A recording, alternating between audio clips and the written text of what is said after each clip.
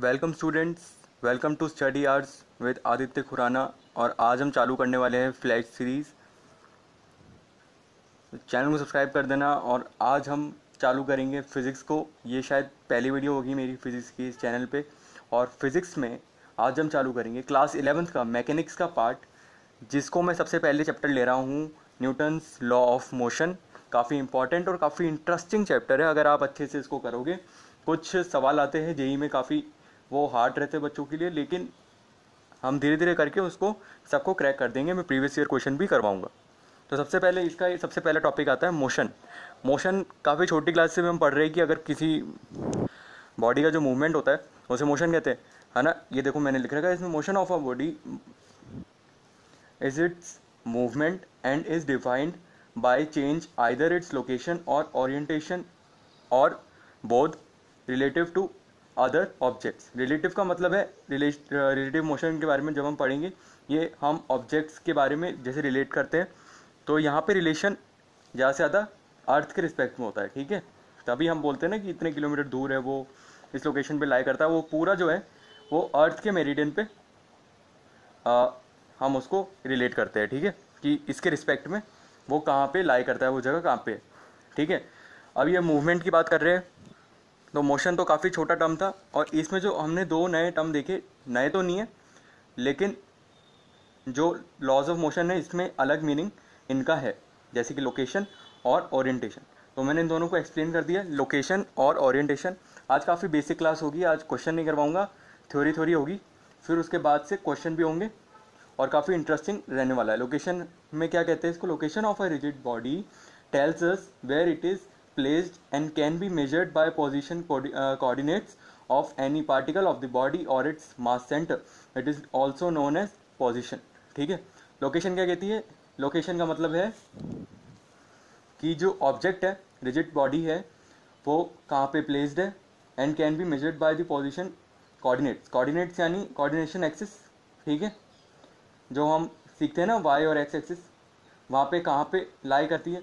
जैसे कि हम ज्योग्राफी में भी तो पढ़ते थे कि 97 डिग्री नॉर्थ और ऐसे ईस्ट, ऐसे से करके नहीं पढ़ते थे। तो वो क्या है, वो भी एक तरह का क्या है, कोऑर्डिनेट्स है ना। तो उससे हमारी लोकेशन पता लगती है। जैसे कि गूगल मैप पे भी आप कोई लोकेशन डालोगे ना, तो उसमें एक 9 ऐसे डिग्रीज में कुछ होगा, जैसे गली ऐसे तो लिखा होगा कि इस होटल के पास है ना, ये वाली गली है, लेकिन साथ में कुछ डिग्रीज में भी लिखा होता है। उसे क्या कहते हैं, उसे कोऑर्डिनेट्स कहते हैं। वो हमारे अर्थ के कोऑर्डिनेट्स है, अर्थ की रिस्पेक्ट में। And coordinates of any particle of the body और इट्स मास सेंटर। और इसी को हम क्या कहते हैं, पोजीशन भी कहते हैं, ठीक है, इसे पोजीशन भी कहते हैं। अब चलते हैं ओरिएंटेशन में। काफ़ी इजी था लोकेशन। ओरिएंटेशन क्या कहता है, tells us how it is placed with respect to coordinates axis by any linear dimension of the body or a straight line drawn on it, provide suitable measure of orientation। इसमें ये चीज़ बोलता है कि coordinates axis जो होती है, coordination axis, उसके respect में जो भी ऑब्जेक्ट है वो कहाँ पहुँच चुका है और वो किस हालत में पहुँचा है, किस एंगल में पहुँचा है, किस तरीके से पहुँचा है। तो इससे भी बहुत सारे चैप्टर जो है वो रिलेट हो जाते हैं, जैसे कि आरबीडी हम आगे पढ़ेंगे।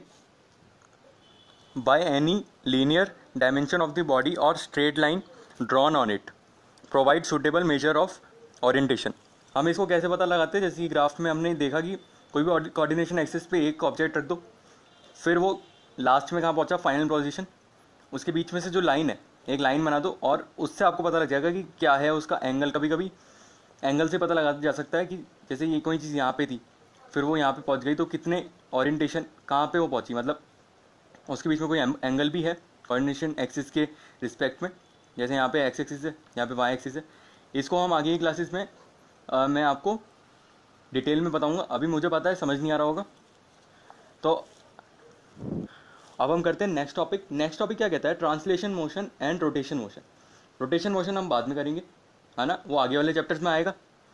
और अभी हमें क्या पढ़ना पड़ेगा, ट्रांसलेशन मोशन। ट्रांसलेशन मोशन क्या कहता है, let us consider a motion, ये एक एग्जाम्पल के थ्रू बता रहा हूँ मैं।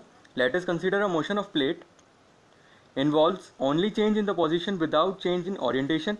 It is the pure translation motion. The plate is shown at two different instants t and t plus delta T coordination axis shown are in plane of the plate and represent the reference frame. यहाँ पे जो coordination axis है वो reference frame का काम कर रहा है, यानी किसकी रिस्पेक्ट में हम बता रहे ऑब्जेक्ट कहाँ से कहाँ गया है, ठीक है। और दूसरी बात ये है कि हमने ऑब्जेक्ट को कंपेयर करा दो अलग अलग टाइम पे, एक तो टाइम टी था और टाइम टी प्लस ये डेल्टा टी था, यानी टी से थोड़ा सा ज़्यादा टाइम जब तक वो फाइनल पोजीशन पहुंचा, फाइनल पोजीशन पे जब तक पहुंचा तब तक का टाइम, ठीक है। जैसे ये इस ग्राफ में मैंने बनाया कि एक प्लेट थी यहाँ पे थी और वो कुछ यहाँ पे पहुंच गई है, ठीक है। अब वो यहाँ पे पहुंच चुकी है, ये टी प्लस डेल्टा टी पे ये यहाँ पे पहुंची है, यहाँ पे कुछ टी पे थी, ठीक है। और ये जो है ज़ीरो से यानी ओ वाला पॉइंट है जो यहाँ से कुछ आर डिस्टेंस है, ठीक है। यानी ओ डिस्टेंस से ही ये रेफरेंस फ्रेम है हमारा, यहाँ पे ये रेफरेंस फ्रेम है, ये पूरा एक कोऑर्डिनेशन एक्सिस है।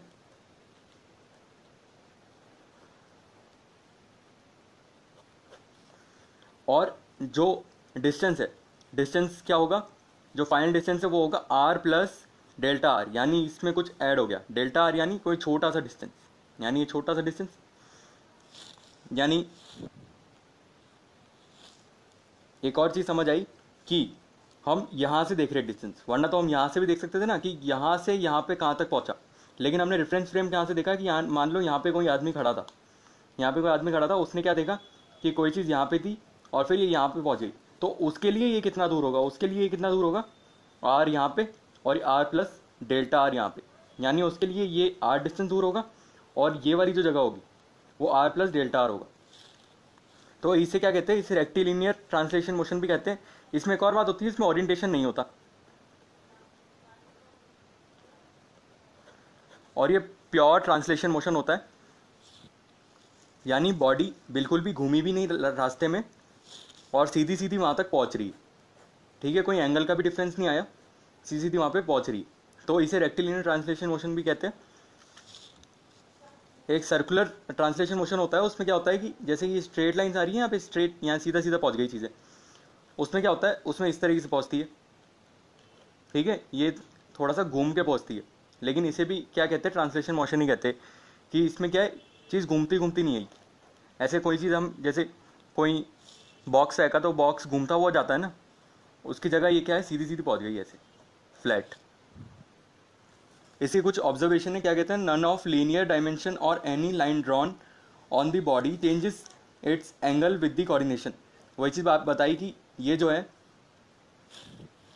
कोऑर्डिनेशन एक्सिस और कोऑर्डिनेट्स के रिस्पेक्ट पे कोई भी एंगल नहीं बनाता, तो इसलिए इसका मतलब रोटेशन मोशन नहीं होगा, यानी वो घूम घूम की चीज़ पहुंची नहीं तो फिर रोटेशन मोशन नहीं होगा। रोटेशन मोशन हम बाद में पढ़ेंगे, ठीक है।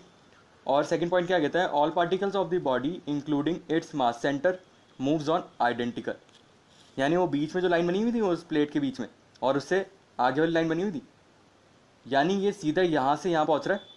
इसका मतलब जो मास सेंटर है, ये सेंटर ऑफ मास होता है, ये भी हम आगे पढ़ेंगे, उसमें कोई चेंज नहीं है, उसकी जो लोकेशन का कोई चेंज नहीं है, बस उसे एक्स एक्सिस के थ्रू डिस्प्लेस करवा दिया गया। आज के वीडियो में बस इतना ही था। नेक्स्ट वीडियो में हम इसको थोड़ा सा आगे की तरफ पढ़ेंगे, न्यूटन्स लॉ में हम थोड़ा डीप में जाएंगे। ये आज का इंट्रोडक्शन पार्ट था, इसमें हमने मोशन, लोकेशन, ओरिएंटेशन और ट्रांसलेशन मोशन पूरा करवा दिया ग्राफ के थ्रू भी। तो चैनल को सब्सक्राइब कर देना, लाइक कर देना और दोस्तों के साथ शेयर करना।